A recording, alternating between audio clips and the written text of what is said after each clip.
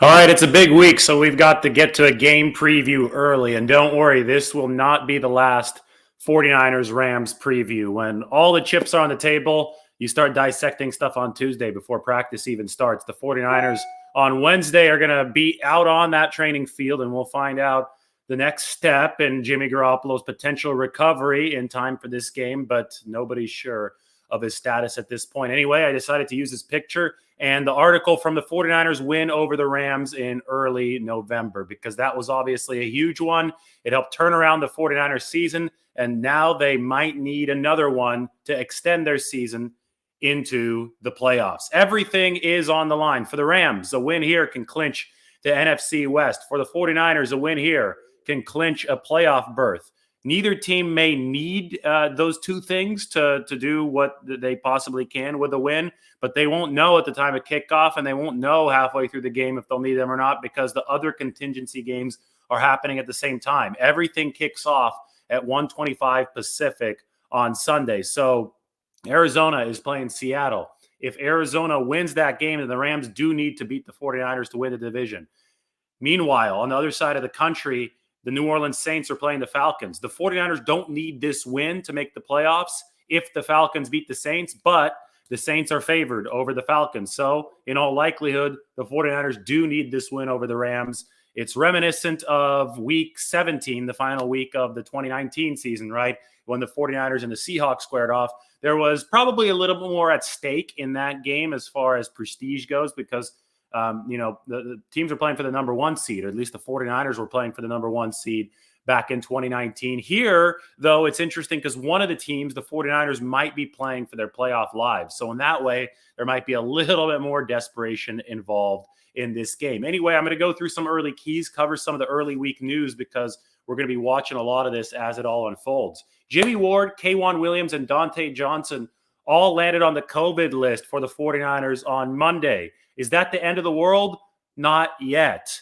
They can come off under the new rules after 5 days, provided that they're asymptomatic and they pass through the protocol. They could test out of this before Sunday. Anybody who starts landing on the COVID list today or Wednesday, that's when stuff gets really dicey. So for now, don't panic, but obviously monitor the situation, because I'll tell you what, Jimmie Ward might be the most important 49ers defensive player in a game plan against the Rams. He certainly has been vital in this, what's now a fairly long 49ers streak of success against the Rams. And that's because Cooper Kupp is about to break receiving records for LA. He's an awesome guy, awesome target for Matt Stafford, even for Jared Goff back in the day. Cooper Kupp was productive, and he lines up all over the formation, but he does a ton of damage out of the slot. And whenever Cooper Kupp has been in the slot, the 49ers have had a trump card, and that's been Jimmie Ward coming down from his free safety position to man up Cooper Kupp. So, you could talk about K'Wan Williams potentially being out. That hurts the 49ers. He's a great nickelback, right? But even if K'Wan were out, the 49ers might be able to absorb that with Jimmie Ward coming down from his safety position to man up Cooper Kupp. But now both of them are on the COVID list, so that's definitely something to watch. Beyond that, Dontae Johnson is the 49ers' backup nickel. So all three of their top options at nickel are on the COVID list, which could be a potentially fatal set of absences for the 49ers entering Sunday. So you got to hope, for the 49ers' sake, that at least one of the first two guys, K'Wan Williams or Jimmie Ward, comes back. And I think Jimmy is as important as anybody to this defense. I mean, he had 2 picks against the Rams in the first meeting back in November, right, including the pick 6 that got the 49ers that early lead. And you look back all the way to the 49ers' first win of this 5-game win streak against LA.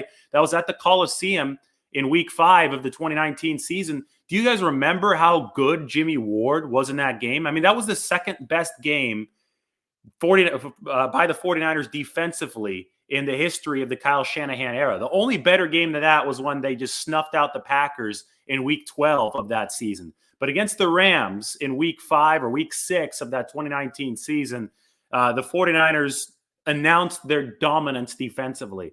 And the pass rush was a huge part of that. The pass rush, has almost always led the way for the 49ers. But in these Rams games specifically, it's been Jimmie Ward manning up Cooper Kupp, not allowing anything, especially late in that game, firing up Robert Saleh on the sideline, that has been the glue piece for the 49ers. So it's really, really important that he gets back from this game, because we do know that although the 49ers pass rush is improving, they need to be better on the back end than they were even in 2019, 2020, because the pass rush still isn't its dominant self of the past. It's a balanced unit now. Kasarik has done a hell of a job, but it's Jimmie Ward who really gives you a lot of that coverage part of rush and coverage. So we'll keep an eye out for that. Related note, Matt Stafford has declined this season. The 49ers might have started that decline. Let's take a look at this. Ben Baldwin posted this on Twitter. This is fascinating stuff to me, and it's kind of funny, ironic, whatever you want to call it. But this is EPA per play under Sean McVay. QBs under Sean McVay. So QBs other than Jared Goff or Matt Stafford are excluded. But the book on Sean McVay and his quarterbacks with the Rams throughout the years, and obviously he started in 2017, was that they start hot and then they cool off as the league figures them out over the course of the season. So you saw, especially in 2017, Jared Goff came out of the gates gangbusters, and then it slowly faded away. 2018, same thing, but it slowly faded away. 2019, Goff was terrible the whole season. 2020, Goff started better, and then obviously faded down the stretch. And in all three of these seasons where Goff wasn't, absolutely horrific, he petered out to about 0.2 EPA per play. Well, look at the bold line. That's Matt Stafford's trajectory this year. Stafford started off hot. Everybody was crowning him the MVP way too early.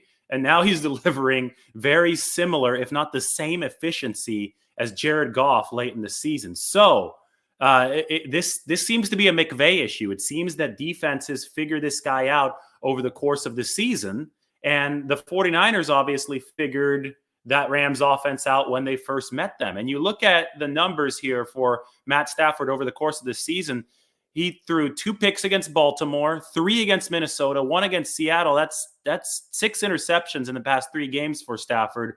And obviously he had that 3-game stretch that included the 49ers game, sandwiched by the Titans game and the Packers game, all 3 losses for the Rams in weeks 9 through 12, in which he threw pick sixes in 3 straight games. So my point is that the back half of this season has not been good for Matthew Stafford. The Rams defense has really stepped up, but Stafford has been really wishy-washy, and he's been a bit of a giveaway machine for the Rams. And this has really played into the book on Sean McVay's offenses, even when Jared Goff was the quarterback. Just look at that graph. Look at the efficiency. Stafford has regressed to the mean, and the 49ers absolutely must take advantage of this. Another reason why it's important to have Jimmie Ward in there. Another reason why it's important that the linebackers might be coming back. And Dre Greenlaw, I don't know about Azeez Al-Shire, but Marcel Harris played well last week. Fred Warner's playing his best football, and the 49ers pass rush is at its most balanced of the season.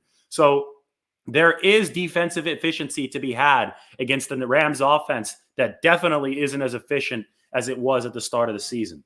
On the other side of the ball, the glue will be, potentially, if the 49ers can get it done, the key juncture passing. The 49ers want to run at will against the Rams team that is analytically built to pass rush. They're not as good against the run. If you run straight at Aaron Donald, that's where you have a little bit of advantage because he's a little bit lighter. He's an awesome, athletic interior rusher that's going to beat any guard in the NFL on the way to the quarterback.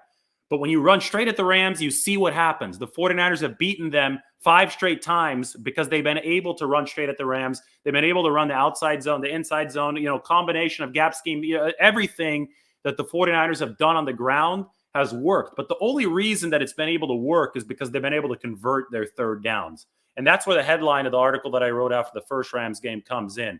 Jimmy Garoppolo's success on money downs was the glue behind the 49ers' big win. Now, I'm bringing you an early preview this week, so we're not sure if Jimmy Garoppolo is going to play. We'll find out more on Wednesday. I'll have plenty more videos for you over the course of the week, so make sure to subscribe. But if it's Trey Lance starting, the key remains the same. Lance already started to run a close approximation of Shanahan's scheme against the Texans. It wasn't his own offense like it was against the Cardinals in week 5. So you know that the 49ers feel more confident now about Lance potentially executing their formula against the Rams than they were the last time that he started. So it doesn't matter if it's Trey Lance or if it's Jimmy Garoppolo. The key will be the same. and it's going to have to be short passing execution on third downs or even on second downs, whatever it takes to move the chains to allow the 49ers to run at volume. And this is not going to be about airing it out 40 yards downfield, 50 yards downfield. The Rams pass rush is too good for that.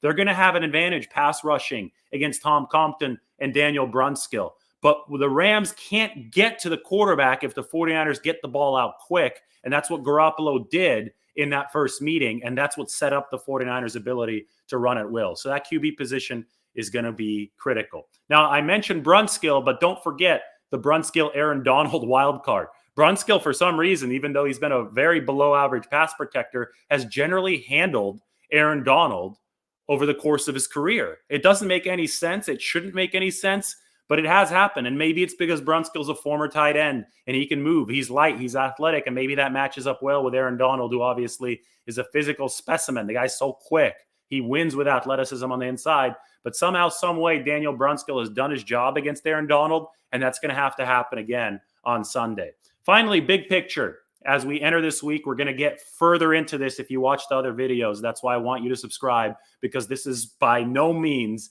the exhaustive look at 49ers-Rams, such a big game. But we zoom out and we look at history here. Shanahan is 6-3 versus Sean McVay, even though the national media would never let you know that. Jimmy Garoppolo is 5-0 against the Rams, even though 49ers Twitter would probably never let you know that. And the 49ers have won 5 straight against the Rams. Both games in 2019, both games in 2020, the first game this season. Nevertheless, the Rams are 5.5-point favorites, primarily because nobody knows who the hell is going to be played quarterback for the 49ers. But to that, I will point out that the 49ers, in their 5-game win streak over LA, have also beaten them on the road with Nick Mullins. So obviously, I think in the head-to-head matchup, the 49ers have some ownership of this, and that should be one of the biggest, buoys for them moving forward. They should have confidence against what's a very talented Rams team, and it sets up for one hell of a game on Sunday where everything is on the line.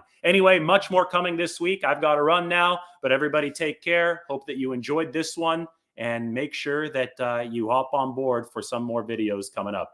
Everybody take care.